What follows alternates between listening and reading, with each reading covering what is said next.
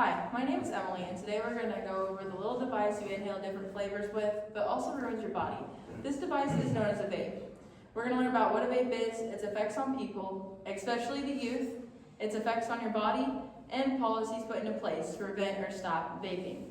Our first key idea is what a vape is. A vape is a small, sometimes rechargeable device that you inhale different flavors through. In an article titled Vaping, it states, while the aerosol looks like water vapor, it contains fine particles such as nicotine, flavorings, and chemicals, some which are toxic. This helps break down and helps us understand the different substances in a vape and how they are toxic. One of those substances being nicotine. It is a very addictive substance and is included in multiple vaping and smoking products. Once you start, it is very hard to get off of. When someone vapes, they bring this device up to their mouth, inhale the substance, and then exhale, usually followed by a cloud of smoke. We can look at this picture here, which gives us an example of someone vaping followed by a cloud of smoke. These vapes come in all different shapes and sizes. As we can see, this one is tall and skinny, while this one is shorter, rectangular, one being black and one being blue. There are different types of vapes, such as Juuls, vape pens, some with pods, and many more. Not only that, but different brands such as Mr. Fogg's, Raz, and Geek Bars. Even if these vapes may taste good, they are releasing different toxins into your body that too many young people are trying. Speaking of young adults, let's look at the effect of vapes on younger people and their use of them. You have to be 21 years old to purchase a vape product, and even with this law applied, there are too many young underage users.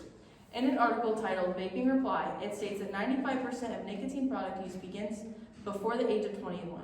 This means underage users are getting a hold of and trying these products before they're even old enough to own one. Not only that, but high schoolers also are reporting to use these products. In a poster presentation titled Vaping and Marijuana Concentrates, it claims 37.3% of 12th graders reported any vaping in the past 12 months compared to 27.8% the year before. This is an almost 10% increase from one year to another in just 12th graders using vape products. We can take a look at this graph here, which breaks down the different vape products these high schoolers may use, along with the percentages of them they have used.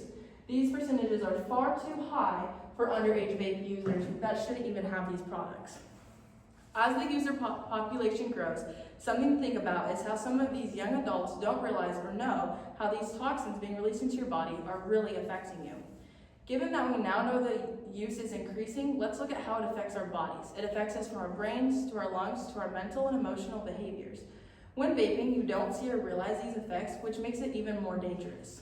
In an article titled Vaping, it expresses, in 2019, health officials reported a spike in the number of lung illnesses and deaths associated with vaping. This means people are getting very ill and potentially losing their lives just from using these vape products. Furthermore, we look at a specific lung disease caused from vaping. This disease is called EVALI, which is a new lung disease just from vaping. Due to the fact this product has its own disease created off of it, this gives us a general idea of how bad vaping can be for someone. Looking past the lungs, we also see how it affects someone's brain. When someone is to vape, especially underage, it affects the development of the brain. So as you're learning and enduring new information, it is stopped and interfered with vape products.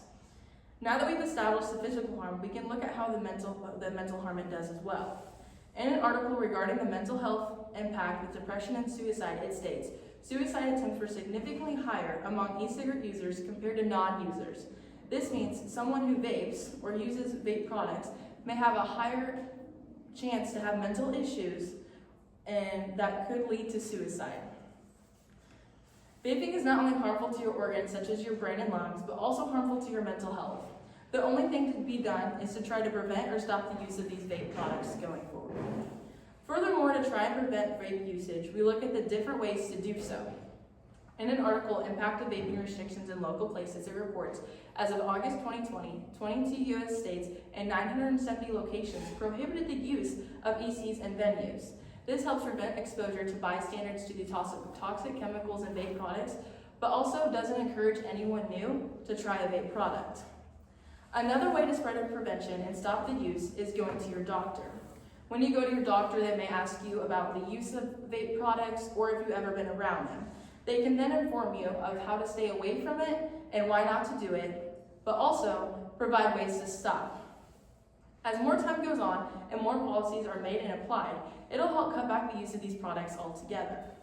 Overall, we see the different kind of vapes and their harm, along with the growing use by high schoolers being almost 10% in 1 year. Not only that, but also the harm it does to someone's body and mental health. Then furthermore, in how to stop and prevent vaping from all users. We now know how harmful it is and should encourage help to those users to quit before it's too late.